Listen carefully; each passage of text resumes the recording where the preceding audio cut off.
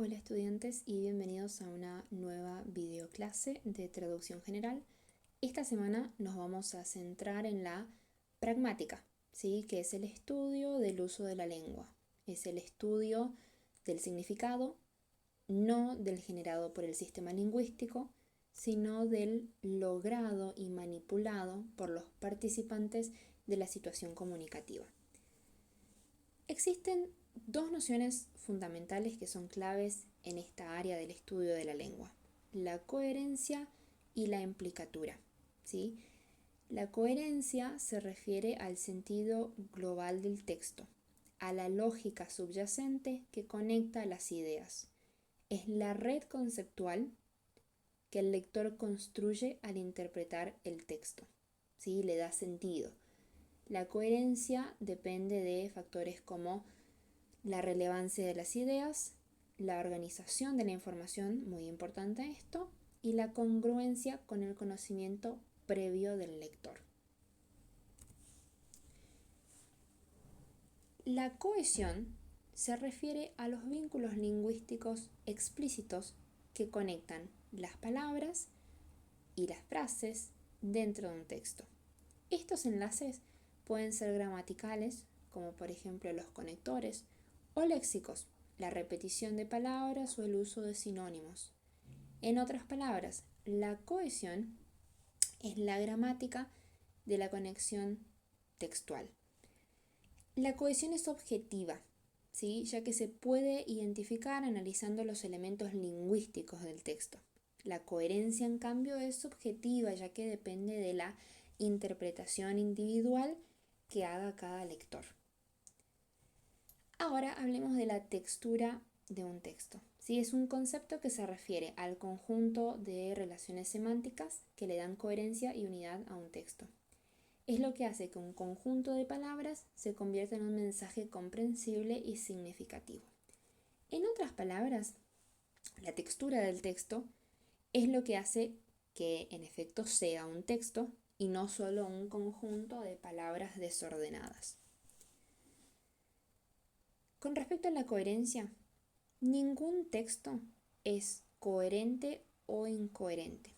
Todo depende del receptor. ¿Sí? La coherencia de un texto es una construcción subjetiva y contextual moldeada por la interpretación entre el conocimiento presente ya en el texto y las experiencias personales del receptor. Factores como la edad, el género, la cultura, la educación y las creencias previas van a influir en la interpretación individual que uno haga del texto, y eso da lugar a múltiples lecturas posibles.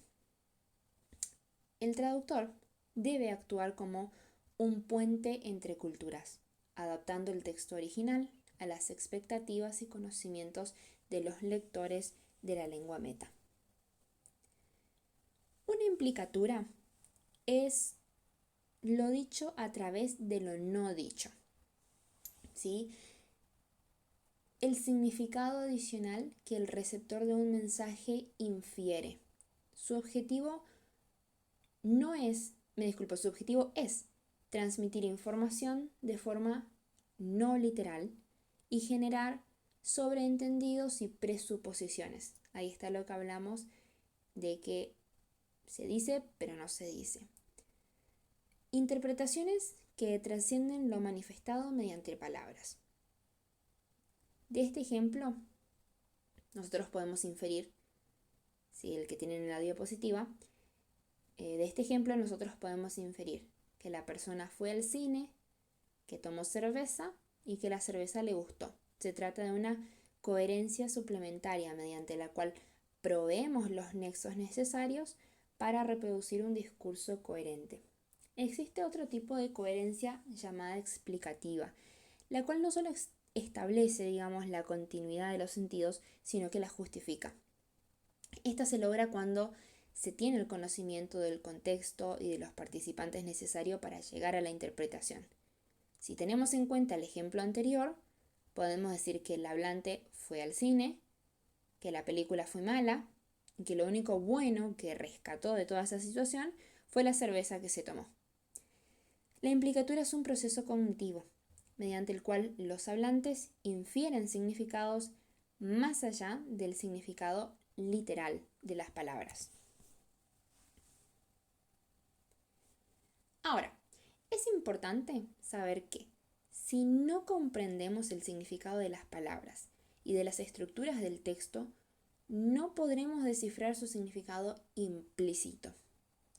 Conocer el sistema de la lengua es clave si uno pretende entender qué sucede en la situación comunicativa. Por eso, cualquier inconveniente a la hora de traducir palabras o estructuras del texto se verá reflejado en el texto meta. Ahora vamos a hablar de la ambigüedad. La ambigüedad lingüística se da cuando una palabra, sintagma u oración es susceptible de dos o más significados o interpretaciones. La ambigüedad puede ser sintáctica, semántica o pragmática. La palabra, sintagma u oración se puede entender de más de una manera. Veamos ejemplos de oraciones ambiguas. Vi a Juan mientras paseaba por el parque. Las dos oraciones son simultáneas, ¿sí?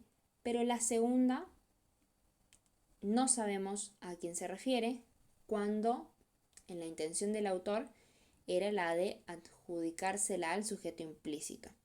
¿Quién paseaba por el parque? ¿Juan o la persona que lo vio? ¿Sí?